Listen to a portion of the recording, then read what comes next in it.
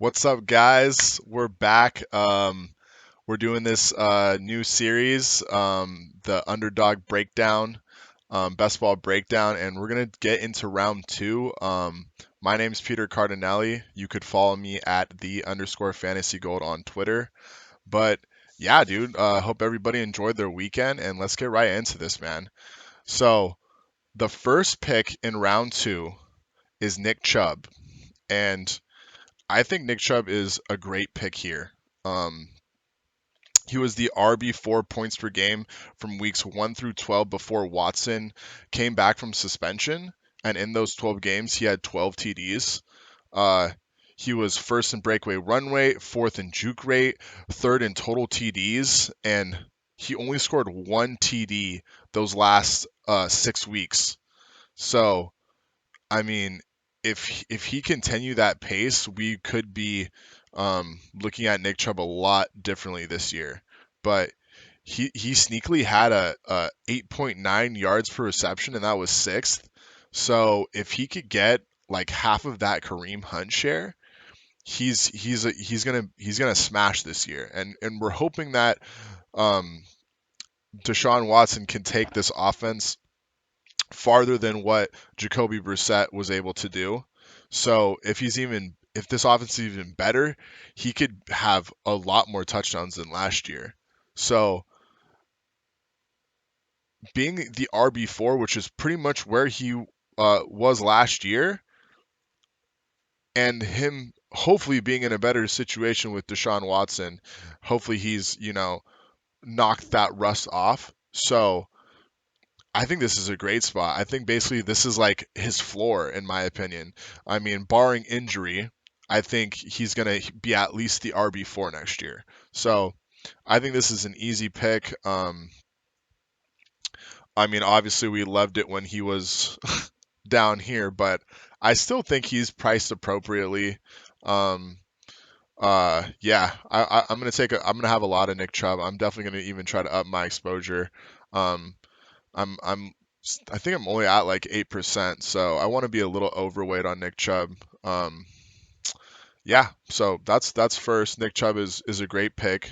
Um, Amon Ra St. Brown is another guy who just doesn't get the respect he deserves, and the fact that we are still hearing the doubt from so many people. I heard just today someone said that they wouldn't want Amon Ra as their first wide receiver on their team, and I really don't know what this guy has to do to get your respect. He was second in route run rate. He was third in target rate. He was fourth in yak, fifth in reception, fifth in EPA, sixth in fantasy points per route run, seventh in juke rate, eighth in red zone targets, and number 9 in yards per route run. The man is simply elite. All those stats are things that we look for a top 5 wide receiver. Um, I really liked the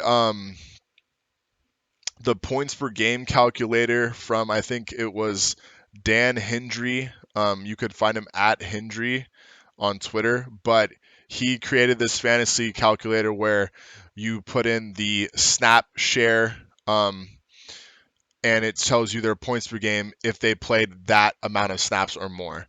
And Amon Ra, when he played 75% or more snaps last year, he was the wide receiver 8 points per game. And you're getting him at the wide receiver 9. He also was, out of all the wide receiver ones, he had the lowest amount of touchdowns. He was also 8th in red zone targets. So a low percentage of his points came from touchdowns, and he was still a wide receiver 1. Basically, this guy just needs touchdowns, and I think he could be a 10 touchdown guy. So I love the offense. Their defense is terrible.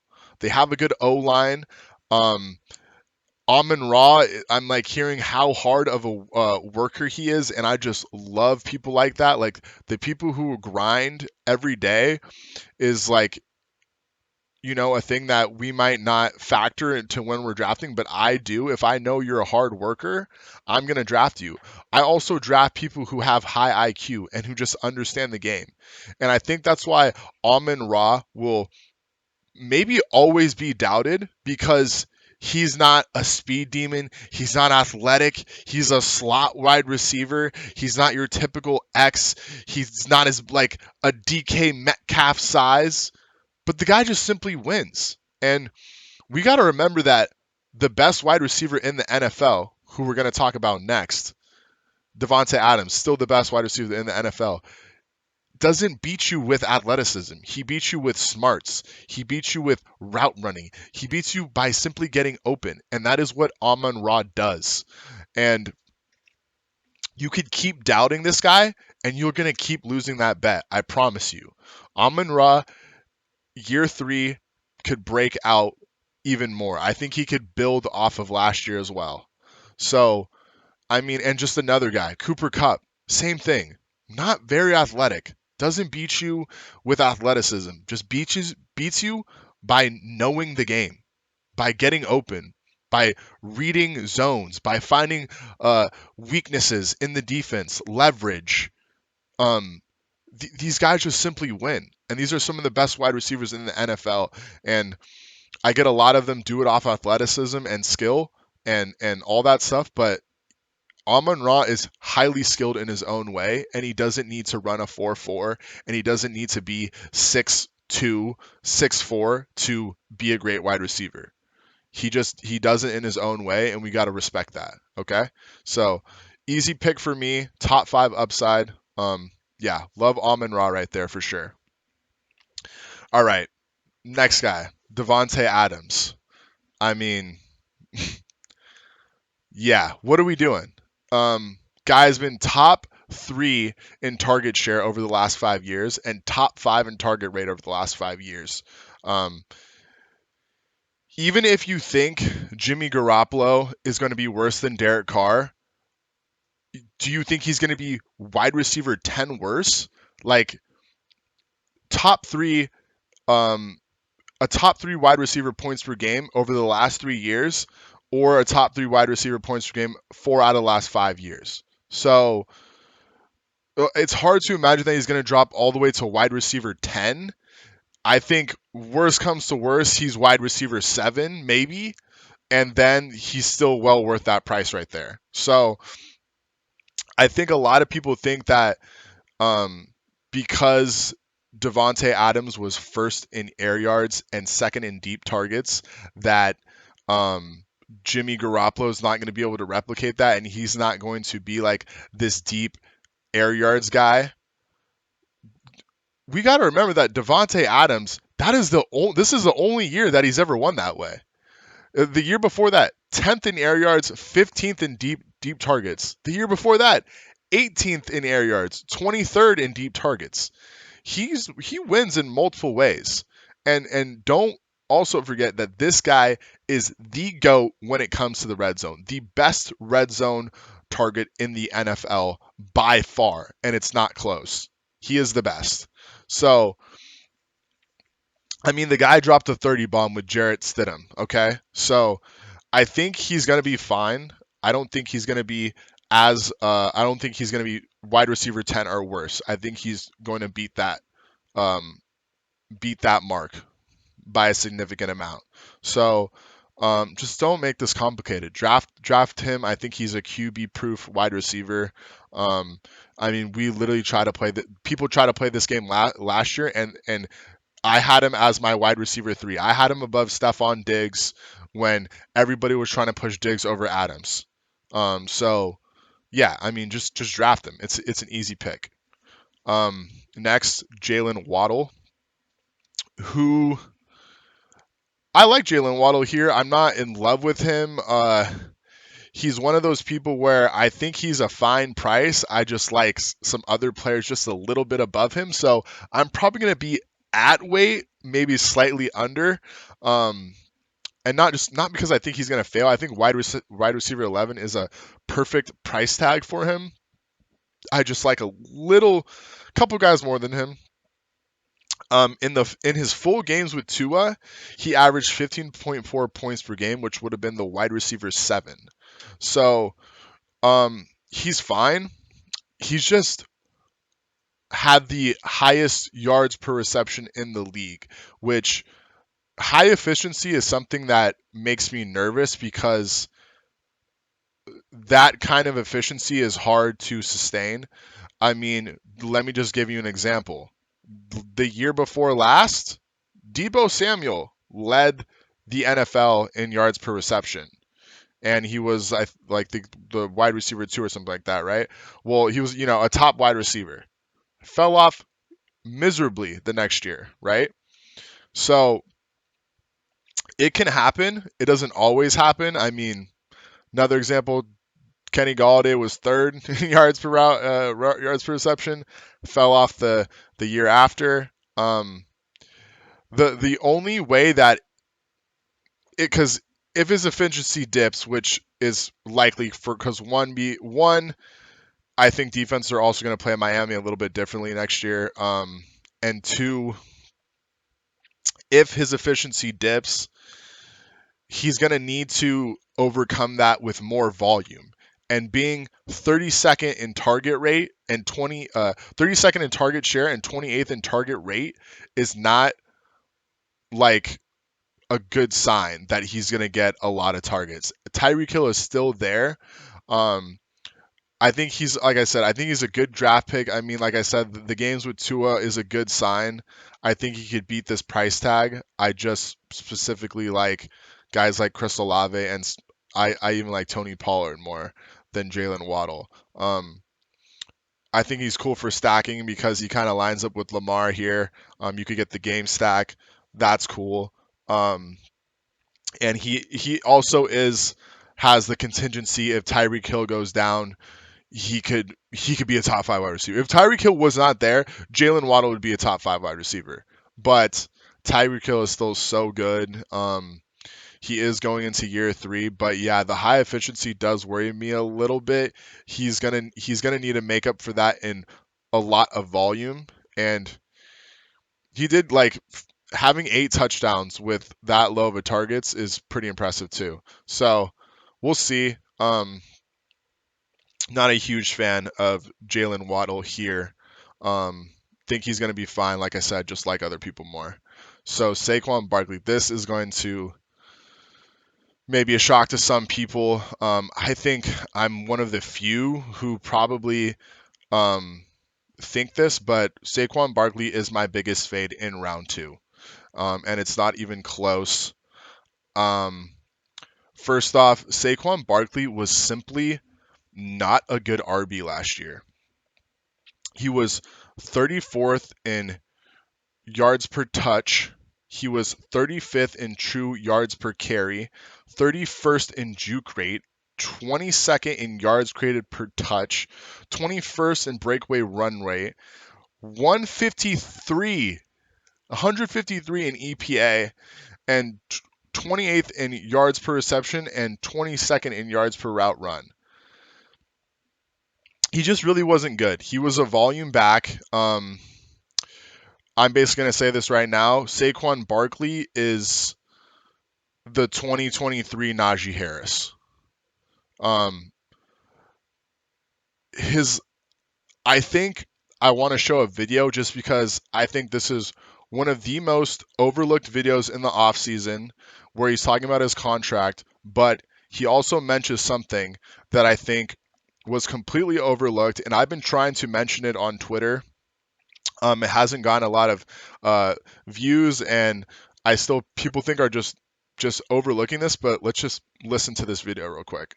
I feel like as a leader, I feel like obviously there's a conversation of my numbers going down. I think there's a whole lot of other stuff that happened to place NFL.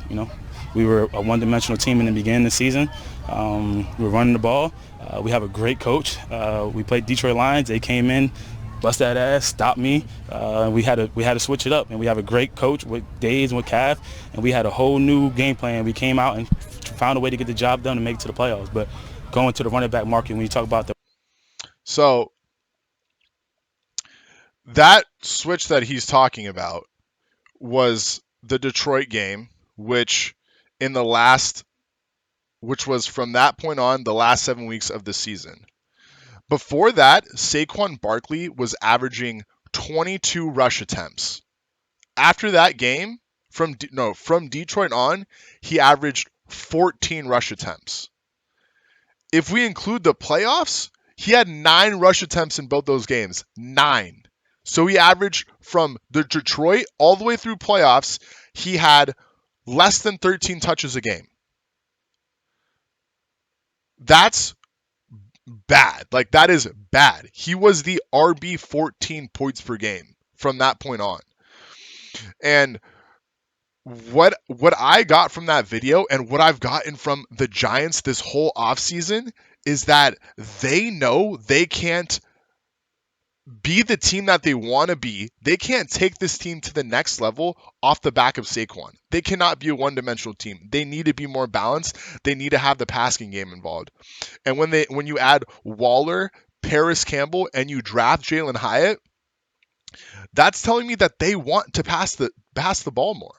Saquon Barkley was their leading target, and he was a bad receiver. He wasn't good. He was inefficient.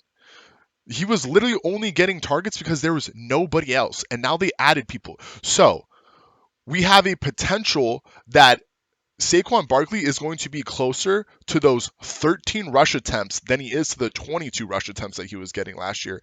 And he's going to drop in receptions because he simply wasn't good and they added better talent. So RB5 seems like, again, Najee Harris. He's going to be Najee Harris. And people are like, well, he's going to get the volume. But I'm literally trying to tell you that he might not get the volume. He might be a 15 inefficient 15 guy and he's not going to get the targets like he did last year. He might get maybe half of that. So plus on top of it, I tweeted also over the last 5 years, every RB but one who's gone over 350 touches has failed miserably the next year. The only person who didn't do it was Zeke, and a lot of that has to do with injury the next year, and then some of that has to do with inefficiency. But Saquon Barkley seems like one of those guys that even if he does get the volume next year, like if you think he's going to get 22 rush attempts, sure. Even if he does get that next year, he seems like an RB that's going to have that heavy workload and die down at the end of the year. He's not going to be someone who's winning you games at the end of the year and taking you through the playoffs. He's going to be the guy who got you there and then you're starting him and is failing miserably for you. So he is a complete fade for me in the second round right here. The fact that he got paid and moved him back up is for sure I'm out. I don't want any part of Saquon Barkley. So he is my biggest fade of the year, or biggest fade of round 2. Next, Jonathan Taylor, who honestly, there's kind of hard to talk about Taylor right now. He's been kind of a partial fade for me just because of he's playing with a rookie quarterback who's also a rushing quarterback. I feel like I doubt he's going to hit the reception totals that he did in his RB1 year. I doubt that he's going to hit the touchdown totals that he did in his RB1 year, playing with a guy who's going to steal a bunch of those red zone touches, even if they are in the red zone a lot, excuse me. But I mean, here's some examples of over the last 5 years. Here's the only 3 examples of a top 6 RB, an ex-top 6 RB, playing with the rookie quarterback and how they fare the next year. Najee Harris, I mean, that's one. So he failed after that year, got significantly less receptions. They weren't in the red zone a lot. That's one. Austin Eckler was the RB6, dropped all the way to like the RB14 when he was playing with Justin Herbert, who, might I remind you, Justin Herbert broke rookie records that year and actually was a really good quarterback, and still Austin Eckler struggled points per game. So it's hard to imagine that Anthony Richardson is going to be a record-breaking rookie QB next year. His ath, athletic numbers are off the charts. His combine stuff, yeah, off the charts. But listen, he struggled in college, and I know people have like watched the tape and they're like, well, it wasn't all him, da da da da da. But he's still a rookie quarterback. It's still gonna take time. I don't know why we do this every year. Like he's a rookie quarterback, and Jonathan Taylor is not. I don't think he's going to hit RB6 with Anthony Richardson. Now, what I will say is with the trade rumors going on and the bad blood between the front office, I'm actually going to start maybe taking some Jonathan Taylor because first off, he's been dropping like a lot. Like he slips into the third. I will take him if he falls because I honestly truly think on any other team, Jonathan Taylor is in a better situation than the Colts. Almost every other team. So if he gets traded, the talent will win out, and he's going to pay off big time if he slips into the third. But yeah, that's really all I have to say on Jonathan Taylor. He's a talented RB, just don't love the situation being with the rookie QB. Chris Olave. Chris Olave is my highest exposure player in the second round. Obviously, this is a little higher than where I was getting him a lot. Like I was getting him closer to 21, 22. So, first off, I just think this is a perfect pairing with Carr. Number three in air yard share and number 4 in deep targets. Derek Carr just produced the number 1 air yard share and the number 2 in deep targets. So I think Chris Olave could pop.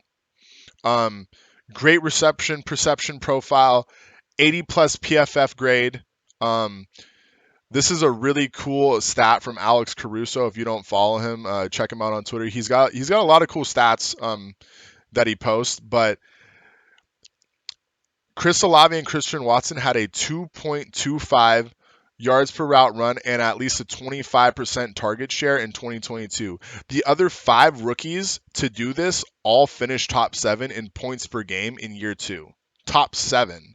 So I mean, I could really see it. I could see Chris Olave being top 7 next year. And not only did he beat those metrics, he beat those metrics. Like he was a 2.57 yards per route run and a 29.3% target share. So I think the sky's the limit for Olave. I love it. He's going to get a ton of air yards. He also just wins not just deep. He could win in the intermediate really well. So our wide receiver 12, I'm loving this. I'm loving this pick for sure. He's one of my favorite picks in round 2. Yeah, love that pick. Tony Pollard, baby. Man, Tony Pollard has been my favorite RB for a while now. One of my favorite RBs for a while. Called him a league winner last year. You could check my Twitter. But again, kind of like Amon Ra, just a guy who just does everything that you're supposed to do and will just still get doubt. Number 4 in breakaway run rate, number 5 in yards per touch, number 2 in yards per reception, number 4 in yards per route run. So he's just good. And what's really crazy about this is that I get it. Like you think that this guy can't handle a workload. Well, for one, he handled like 14 plus touches in almost all the games last year that he played. So he could handle the workload. Second, he's 210 pounds. Okay. It's not like this guy is tiny. I think maybe part of that was because Zeke is so big that we think Tony Pollard is small or something like that. He's 210 pounds. Dalvin Cook is 210 pounds. Aaron Jones is 208 pounds. CMC is 202 pounds. So this guy could definitely handle a workload. Being the RB7 last year on the ranked 30 while being ranked 34th in opportunity share is insane. 48% opportunity share. I mean, if that even goes to 55, this guy could pop. And he had 12 TDs last year. Zeke also had 12. So 24 TDs were scored by these running backs, these top 2 running backs. What if he gets a third of Zeke's touchdowns? 16 touchdowns. I mean, come on, man. This guy could definitely pop this year. He could be the RB1 this year. That's how good I think Tony Pollard could be. So, um, yeah, I mean they haven't even tried to add anybody who's like scary. Ronald Jones, wow, okay, yeah, the 2 games especially. I'm already hearing people. Well, they're gonna add another back. They're gonna add another back. I really don't think they are. I think they're gonna stick with Malik Davis and Deuce Vaughn, who aren't that big of guys either. He's the heaviest guy. So I think he's a game breaker. He could score from any point of the field. He could score on the ground. He could score through the air. He's a stud, man. He's a stud. Just draft Tony Pollard, dude. I think he's gonna be, again, probably gonna be a top 5 back next year. So I like him a lot more than Jonathan Taylor and Saquon Barkley too as well. So um Patrick Mahomes, man. Um Not a lot to say on Patrick Mahomes. He's elite, great quarterback. I think I'm not clicking a lot of Mahomes. It's more strategy. I'm usually a wait on QB. I'm usually like a Lamar Jackson to Deshaun Watson range, and really love Danny Jones too. Um, I'm like okay with Daniel Jones as my first quarterback. Um, I think something that we need to mention too is I just truly think we're going to have some high scoring quarterbacks next year. Over the last 5 years, this last year, we only had 6 QBs have over 20 points per game, which is the lowest amount of QBs in the last 5 years. The next being 8. The year before last, we had 11 QBs have 20 points or more, and in the last the year before that one, we had 12 QBs have over 20 points per game. I think we could get into that range, honestly. I mean, when you look about it, we have so many people who are in better situations. Lamar doesn't have this prehistoric offense. Justin Herbert with Kellen Moore and fully healthy. Trevor Lawrence adds Calvin Ridley and has Doug Peterson for year 2. Justin Fields as DJ Moore with elite rushing upside. Deshaun Watson knocks off the rust. X quarterback 1 with a really good team. Tua Tagovailoa hopefully stays healthy with Mike McDaniel. I think Daniel Jones could hop in there, and that's 12 right there. I mean, I think this is going to be a high scoring QB year. So I think taking Mahomes this early is just, I don't know. I think it's just a strategy thing. It's preference. I would just prefer to get my QB late. So he's just elite. Also, he wasn't even the quarterback 1 points per game this year. He the other years he's been 3rd in points per game and 5th in points per game. I think he actually might have been 6th in points per game. But the one year he's tied Josh Allen for the QB1 points per game, and the other year was obviously that fantastic 50 touchdown year. So he really even hasn't been the quarterback or the unanimous quarterback 1 since his that first starting year where he went off.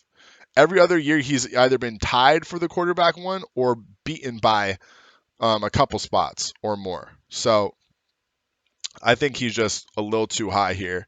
I'll take him if he slips into the 3rd, but I'm not taking him here at all. So very rarely, I mean. I'll take a couple shares. I have some Travis Kelce, Patrick Mahomes stacks, but when I take one of these guys, I just feel like I'm playing catch up the whole time. So it's just a strategy thing for me, not drafting a lot of Patrick Mahomes.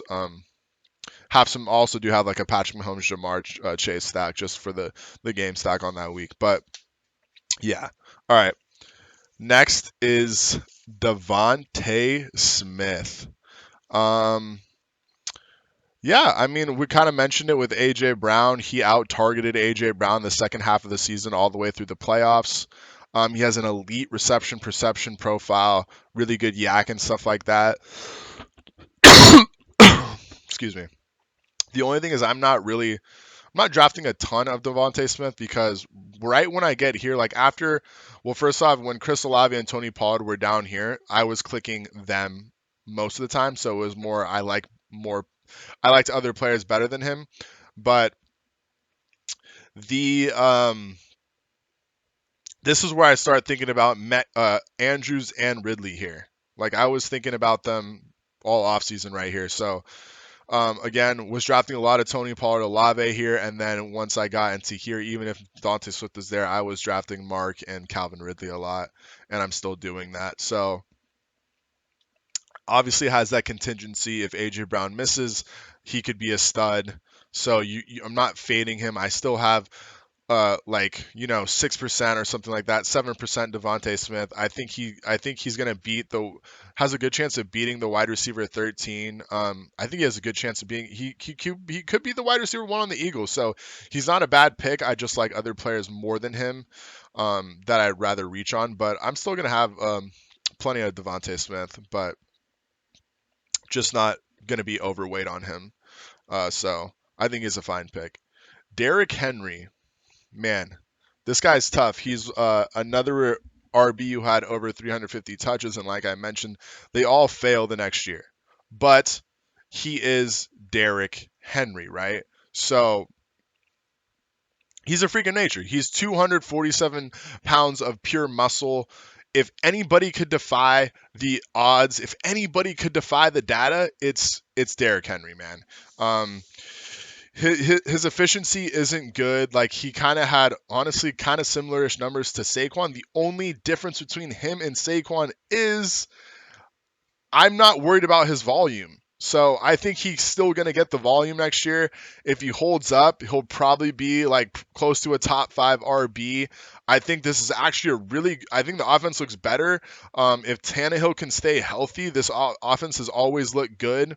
Also, his efficiency numbers, a lot of that has to do with him being fifth in defenders in the box. Like he just sees his boxes are always loaded. So I'm not. I don't look into the efficiency for him too much. Sneakily was first in yards per reception, so maybe he gets more receptions this year because he was really good in that area. But I think D Hop and Trey, uh, sorry, D Hop and Traylon Burks and Chig are going to be enough to maybe take some of that pressure off of Henry this year. Um, I don't think they're going to be able to load the box with D Hop, Traylon, and Chig. I think that's actually a pretty good core. So, um, yeah, I think good offense could get more touchdowns than he did last year. So I think Derrick Henry is fine here. I'm obviously being a little bit cautious because again, he's got I think some of the most active. He has the most career touches from an active starting RB, not like in counting Zeke or something like that, because Zeke is pretty much going to be a backup at this point. But he has a lot of wear and tear, a lot of mileage. But again, if anybody could defy the odds, it's Derrick frickin' Henry, man. So yeah, I think he's a fine pick here. And last but not least, Mr. T. Higgins. Man, what an annoying year from T. Higgins. I was super in on T. Higgins last year. Again, we're going to reference that Hendry calculator that he made with the fantasy points per games by target or snap share. In games where he played 75% or more, he was the RB 12 points per game. So Um, yeah, the RB 12 points per game. So I think this is a fine pick here. Again, I'm just taking other players over him, like Calvin Ridley and Mark. But man, again, like I was talking about with Jamar Chase. If Joe Burrow has that monster year, he could be a huge part of that, and he might explode. I think we're going to have a year where Jamar Chase and T. Higgins are both top 12 wide receivers. T. Higgins just needs to stay healthy, man. But again, I'm just thinking a lot about Calvin Ridley, Mark. If Pollard falls, I would take him here. So it's just hard getting T. Higgins. I really don't like stacking Jamar and T. Higgins together. I think first off, tons of people are going to have Jamar, T, and Burrow. I don't think it's going to be very unique. I also think when you're betting on a Jamar, like you shouldn't be betting on T as well. So, um, yeah, I mean, he's a really talented receiver. I'm seeing reports that he's still getting better. He just needs to stay healthy, man. So I can't wait if we ever see a full year of T Higgins, because I think he's gonna be fine. I think he'll be like again he has a chance to be a top 12 wide receiver, so he could beat this. I just think again Calvin really is gonna smash. So it's hard to draft a lot of T when I'm already looking at Calvin Ridley like right here. Mark Andrews like right here. So, um, again, don't think he's a bad pick. I just like other players better here. So now that the first two rounds are done, just some like slight strategy. I kind of like having at least one RB. So now that we've concluded, my RBs that I'm heavily drafting are Christian McCaffrey, Bijan Robinson, Nick Chubb, and Tony Pollard. I'll sprinkle in some Derrick Henry, sprinkle in some Austin Eckler. Full fade on Saquon Barkley, not really touching a bunch of Taylor, but gonna maybe up my exposure if he keeps dipping into this third. Um, Liam Chess posted a cool thread where he explains like all of his winning teams, and every year he's had an RB within the first two rounds. Um, what I will say is because in previous years there have been 13 RBs that go off in the first two rounds, I think that would mean that maybe that first two round RB requirement could be dipped into the later rounds here. So I'm actually okay with starting with like a Ramondre, possibly a Najee, a Jameer here. It might not be as bad. But also, I mean, drafting in the first two means like you're like hoping to hit on a top five RB, and maybe you find that Josh Jacobs later, and there's some guys who I think could hit that top five. I mean, maybe Cam Akers is healthy and he continues what he did last year.